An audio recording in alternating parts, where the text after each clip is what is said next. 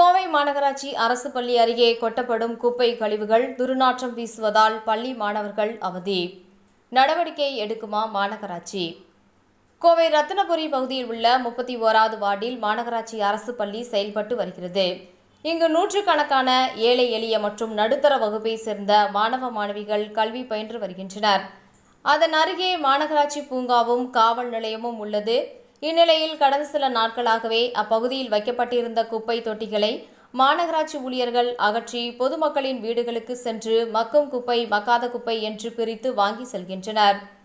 இந்நிலையில் மாநகராட்சி குப்பை வாகனங்கள் வீட்டு அருகே வருவதற்கு காலதாமதம் ஏற்படுவதால் வேலைக்கு செல்லும் பொதுமக்கள் வீட்டில் சேகரிக்கப்படும் குப்பைகளை சாலை ஓரங்களில் போட்டு செல்கின்றனர்.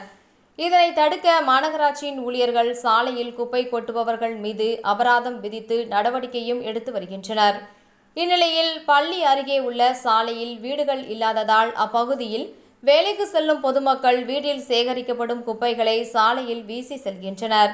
இதனால் அப்பகுதியில் துர்நாற்றம் வீசி வருகிறது. பள்ளியில் பயிலும் மாணவ மாணவிகள் நோய் பரவும் அபாயமும் ஏற்பட்டுள்ளது.